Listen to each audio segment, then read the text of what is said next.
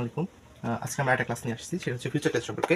আপনারা জানেন যে আমরা টেন্সের ক্লাসগুলো বেসিকভাবে করানোর চেষ্টা করতেছি। সেক্ষেত্রে আমরা ক্লাসগুলো খুব কম সময়ে আপনার যাতে প্র্যাকটিসের সুবিধা হয়, সেক্ষেত্রে আমরা ভেঙে ভেঙে দিচ্ছি। অর্থাৎ আমরা 5টা আলাদা একটা ক্লাস করে এসেছি, আপনারা জানেন। এবং ওই ক্লাসের একটা আমরা কি বলে যে মিস্টেক হয়েছিল, মিস্টেকের একটা ক্লাস নিয়েছি। এখন আমরা একটা ক্লাস নিয়ে এসেছি, এটা হচ্ছে আমাদের ফিউচার টেন্সের উপরে, ঠিক আছে? আর তো আমরা কথা না বাড়াই, ক্লাসটা আজকে শুরু করি। আজকে যে ক্লাসটা হচ্ছে সেটা হচ্ছে আমাদের টেন্সের ফিউচার টেন্স, ফিউচার টেন্স সম্পর্কে, ঠিক আছে? Future tense. এখন এই ফিউচার টেন্স জিনিসটা আসলে এই ফিউচার টেন্স আমরা জানি সকলেই।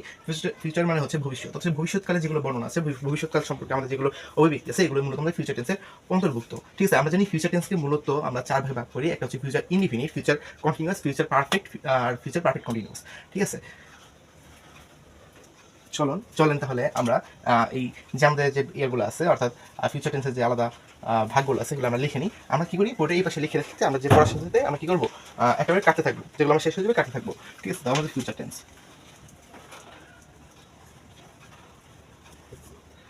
প্রথম হচ্ছে আমাদের ইনডিফিনিট,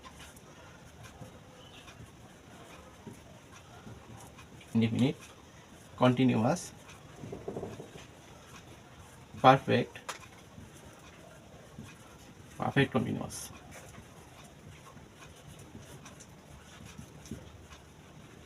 ঠিক আছে, পারফেক্ট কন্টিনিউয়াস। এখন আমরা ফার্স্ট আলোচনা করবো ফিউচার ইনডিফিনিট নিয়ে। তো ফিউচার ইনডিফিনিট, ঠিক আছে? Future indefinite. এখন এই ফিউচার ইনডিফিনিট টেন্সটা কি? আমরা ভবিষ্যতে যখন কোনো কিছু করবো বলে পরিকল্পনা করি, অর্থাৎ আমরা ভবিষ্যতে কিছু একটা করবো বলে সিদ্ধান্ত নিয়েছি, এর বোঝাতে আমরা ফিউচার ইনডিফিনিট টেন্সটি মূলত ব্যবহার করি। যেমন ধরো, আমি আমি কালকে ভাত খাবো, এখানে আমি এই মুহূর্তে কাজটা না করে আমি ভবিষ্যতে করার চিন্তা করছি। সেই ক্ষেত্রে আমরা যে টেন্সটি ইউজ করবো সেটা হচ্ছে ফিউচার টেন্স। কারণ ফিউচার টেন্সের ক্ষেত্রে আমাদের মূলত অক্সিলারি ভার্ব ইউজ হয় না, আমাদের ইউজ হয় হচ্ছে মডেলস। এবং মডেলস কোনগুলো? ক্যান, কুড, মে, মাইট, তারপর উইল, উড, শেল, শুড, এগুলো হচ্ছে মূলত মডেলস। আর অনেকগুলো মডেলস আছে, আমি জাস্ট কয়েকটা বললাম, যেহেতু আমাদের ক্লাসের লেন্থে এত বাড়াতে চাচ্ছি না সেহেতু। হ্যাঁ, ঠিক আছে। তাহলে আমরা যে ফিউচার ইনডিফিনিট টেন্সটা আছে, আমরা বুঝলাম যে আমি ফিউচার যেগুলো পরিকল্পনা করবো বা ফিউচারে কিছু একটা জিনিস যখন আমরা অনুমান করি, তখন আমরা ফিউচার ইনডিফিনিট টেন্সটাকে ইউজ করি। তো আমরা এটা স্ট্রাকচারটা, অর্থাৎ ঘটনাটাকে আমরা দেখে নিই। স্ট্রাকচার কি? প্রথমে আমরা বড় মতো সাবজেক্ট দিব, তারপরে মডেল হিসাবে শেল অথবা উইল হবে, প্লাস মেইন ভার্ব এর বেস ফর্ম হবে। আসলে বেস ফর্ম আপনারা কি জানেন, আমি আগের ক্লাসগুলোতে আলোচনা করেছি, প্লাস অবজেক্ট। এখন এই শেলটা অলওয়েজ প্রথমত হচ্ছে আয়ের ক্ষেত্রে আমাদের শেল ইউজ হয়।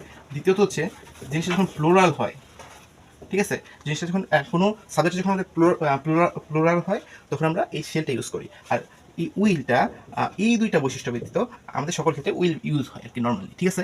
তো আমরা এটা বুঝতে পারছি। এখন আমরা এটা একটা উদাহরণ দেখি। আর যাদের আমার এই ক্লাসটি প্রথম, তাদের জন্য আমি বেস ফর্মটা বলে দিই। বেস ফর্ম হচ্ছে ভার্ব যেই ফর্মে আছে বা শুরুতে যে ফর্মে থাকে, ওই ফর্মটাকে আমরা বেস ফর্ম বলি। যেমন ইটের বেস ফর্ম ইট, ঠিক আছে? তো এটা হচ্ছে বেস ফর্ম। হ্যাঁ, এখন আমরা একটা এক্সাম্পল দেখি। যেমন আই শেল গো হোম, অর্থাৎ আমি বাড়িতে যাব, ঠিক আছে? যেমন আর্ট হচ্ছে you will do it tomorrow, sorry, ঠিক আছে? টুমোরো। এখন এই যে এখানে যদি আমরা দেখি, আইটা হচ্ছে আমাদের কি সাবজেক্ট, আর যে শেল সেটা হচ্ছে আমাদের ফিউচার ইনডিফিনিট টেন্সের যে আমাদের মডেলসটা আছে, ওইটা শেল। আর যে এই গো এর কিন্তু ফর্ম আছে, যেমন গো এর যদি বেস ফর্ম যেটা আমরা এটা ইউজ করছি এখানে, যদিও আমি আগে ক্লাসে বলছি, আচ্ছা থাকা, এটা আমি বলা দরকার নেই। আগে ক্লাসটা দয়া করে কেউ যারা বেস ফর্মটা ক্লিয়ার না, তারা আমার যে পাস্ট টেন্সের ক্লাসটা আছে ওটা একটু দেখে নিয়ে, ঠিক আছে? তো গো আমার অর্থাৎ বেস ফর্মটা ইউজ করছি, আর হোমটা হচ্ছে আমাদের অবজেক্ট। অনুরূপভাবে আমি নিচেটাই দেখি, আমি ইউটা হচ্ছে আমাদের সাবজেক্ট, উইল হচ্ছে আমাদের কি মডেলস, ঠিক আছে? আর এখানে ডু, এটা হচ্ছে আমাদের একটা verb, main verb base form, আর এটা হচ্ছে আমাদের কি অবজেক্ট। তো এখানে আমরা আসলে ফিউচার ইনডিফিনিট বিবরণ বা ব্যাখ্যা দেওয়ার মতো এমন কিছু নাই, এতটুকুই, জাস্ট এতটুকু বুঝলি এনাফ। তো আমরা এখন চলে যাই ফিউচার কন্টিনিউয়াস টেন্সে, ঠিক আছে? ফিউচার কন্টিনিউয়াস টেন্স, ফিউচার টেন্সগুলো খুবই, ফিউচার টেন্সের যে ব্যাখ্যাগুলো আছে এগুলো খুবই ছোট, এগুলো সীমিত, ঠিক আছে? Future continuous, future continuous tense কি? যখন আমরা এরকম পরিকল্পনা করি বা এরকম ভাবি যে আমি একটা কাজ নিশ্চিতভাবে ভাবি আর কি, ধরুন নিশ্চিতভাবে না, ধরলাম আমি পরিকল্পনা করি যে আমি একটা কাজ কিছু সময় পরে করতে থাকবো, অর্থাৎ কাজটা আমি করতে থাকবো, যে আমার কাজটা হবে, এটা আমার চলমান থাকবে। হ্যাঁ, মানে আমি কাজটা এখন করতেছি না, বাট পরে যখন আমি করবো ওটা আমি করতে থাকবো, তখন ওই ক্ষেত্রে আমরা এই ফিউচার কন্টিনিউয়াস টেন্সটা ইউজ করি। ঠিক আছে, ফিউচার কন্টিনিউয়াস টেন্সটা আমরা ইউজ করি। তাই কি আমরা সংজ্ঞাটা দেখি, যখন কোনো কাজ আমরা ভবিষ্যতে করতে থাকবো বলে ঠিক করি, তখন তা ফিউচার কন্টিনিউয়াস টেন্স। ঠিক আছে, তখন তা ফিউচার কন্টিনিউয়াস টেন্স হয়। ঠিক আছে, এখন এটা স্ট্রাকচারটা আমরা দেখি। যেমন ধরো স্ট্রাকচার, আমরা বড় মতো সাবজেক্ট দিব।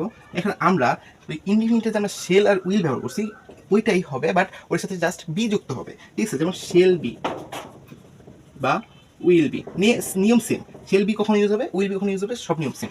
প্লাস মেইন ভার্বের সাথে আইএনজি প্লাস অবজেক্ট। ঠিক আছে, এটি বেসিক্যালি আমাদের এই ফিউচার কন্টিনিউয়াস টেন্সের নিয়ম। ঠিক আছে, ফিউচার কন্টিনিউয়াস টেন্সের নিয়ম এটা মূলত ভবিষ্যতে ধরো কোনো কিছু অনুমান আছে যে আমি ভবিষ্যতে এই জিনিসটা করবো বা এই জিনিসটা করতে পারে বা করতে পারে, এরকম যে অনুমানগুলো আছে এগুলোর ক্ষেত্রে আমাদের ফিউচার কন্টিনিউয়াস টেন্সটা ইউজ হয় বেসিক্যালি। ঠিক আছে, আমরা একটা উদাহরণ দেখি। যেমন এক্সাম্পল, আই শেল বি হবে, আই এর কি হবে, শেল বি হবে। I shall be going to school, অর্থাৎ আমি বিদ্যালয়ে যেতে থাকবো, এখন যাইনি, যেতে থাকবো। এরকম অনেক উদাহরণ আছে, এগুলো আপনার বইগুলো দেখতে পারবে। বাট আমরা যে কনসেপ্টটা আছে, মেন বেসিকটা আছে, এটা আমরা দেখাই দিচ্ছি। এটা তেমন একটা কঠিন না, আসলে আপনারা বুঝতে পারছেন। এখন আমরা করবো ফিউচার পারফেক্ট টেন্স। ঠিক আছে, ফিউচার পারফেক্ট টেন্স। এই যে পারফেক্ট জিনিসগুলো যে আপনারা কেন আটকে যান এটা আমি জানি না, বুঝছেন। পারফেক্ট জিনিসগুলো আপনারা সবাই আটকে যান, কন্টিনিউয়াস কিন্তু সবাই মানে পারেন, কিন্তু পারফেক্টলি আটকে যান। Future perfect tense.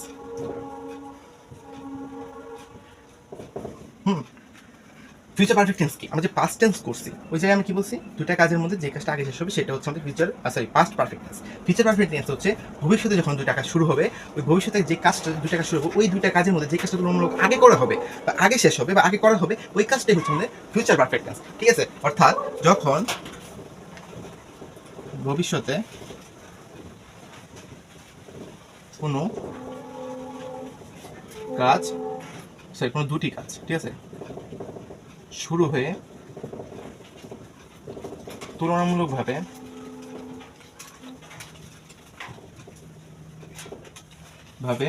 আগে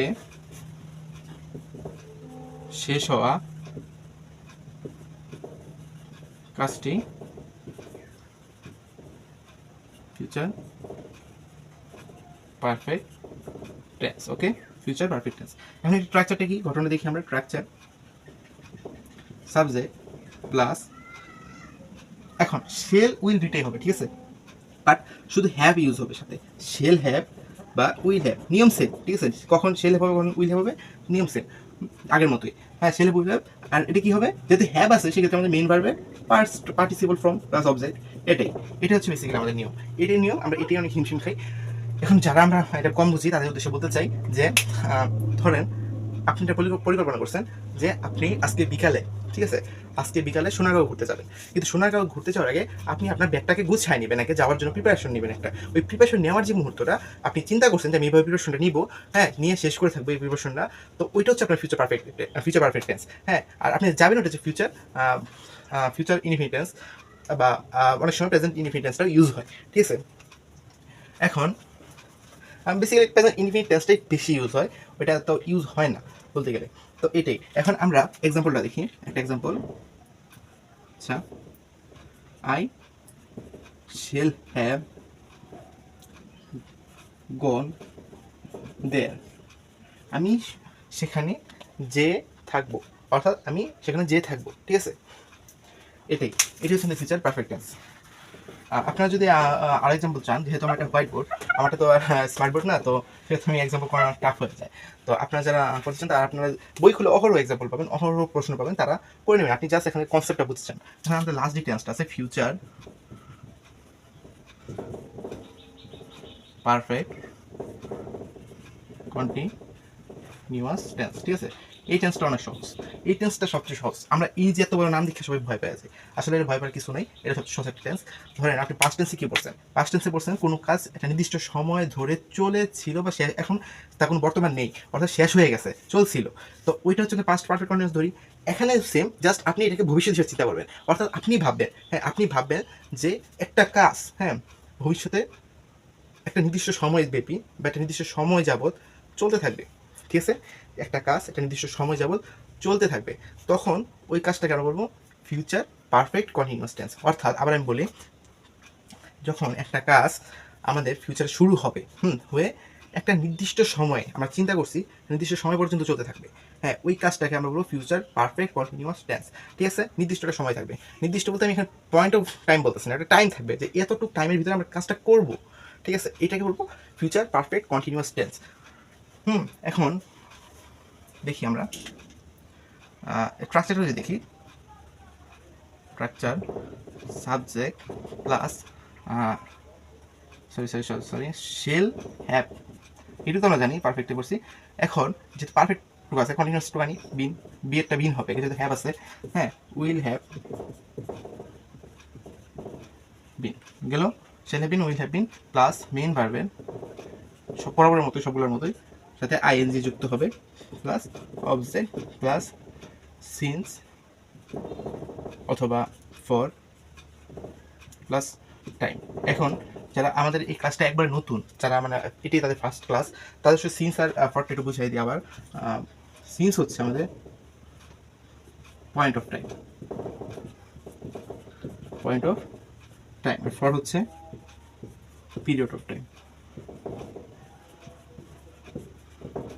যেহেতু আমার আগের কাছে বোঝানো হচ্ছে তাই আমি শর্ট করে বুঝে দিতেছি যে পয়েন্ট অফ টাইমটা কি। এটা হচ্ছে আমাদের একটা নির্দিষ্ট সময়, অর্থাৎ সকাল থেকে, দুপুর থেকে, রবিবার থেকে, সোমবার থেকে, যখন আমরা ভাবি আমরা সোমবার থেকে ভালো করে পড়তে বসবো, ঠিক আছে? এটা হচ্ছে আমাদের এই পয়েন্ট অফ টাইম। অর্থাৎ আমরা নির্দিষ্ট করে মেনশন করে দিয়েছি যে আমরা রবিবার থেকে পড়তে পারবো, বাট আমরা যখন বলি যে আমি 2 ঘন্টা পড়বো, বাট কোন সময় 2 ঘন্টা পড়বো এটা আমরা মেনশন করিনি, অর্থাৎ অনির্দিষ্টভাবে আছে, ওইটা হচ্ছে পিরিয়ড অফ টাইম। অর্থাৎ যখন আমরা এরকম অনির্দিষ্ট, অর্থাৎ 2 ঘন্টা যাবো, 2 দিন যাবো, 2 সেকেন্ড যাবো, 2 মিনিট যাবো, এরকম অনেক যেগুলো আছে অনির্দিষ্ট, ওগুলো যখন হয় তখন আমরা এই ট্রাক্সের মধ্যে জাস্ট ফর ইউজ করবো। আর যখন আমরা দেখবো যে না একটা সময়কে মেনশন করছে, ধরো সকাল থেকে, দুপুর থেকে, মর্নিং, নাইট, নুন, তো আফটারনুন, এগুলো যখন থাকবে তখন আমরা জাস্ট সিন্স ইউজ করবো, ঠিক আছে? এটাই মেনলি বেসিক, আর কিছু না। তো আমরা এক্সাম্পল দেখি, I shall have been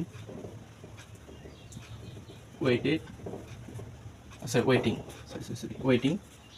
এখন আমি সিন্স আর ফর দুটোই রাখতেছি, সিন্স আর ফর, ঠিক আছে? একটাই উদাহরণে দুটো বলে দিতেছি। সিন্স মর্নিং বা সকাল থেকে আমি এখানে দাঁড়ায় ওয়েট করতেছি, বা সকাল থেকে আমি সকাল থেকে আমি ওয়েট করব, আমি সকাল থেকে ওয়েট করব বা অপেক্ষা করব। আর ফর যদি 2 ঘন্টা ধরলাম আমি, 2 আওয়ার্স, ঠিক আছে?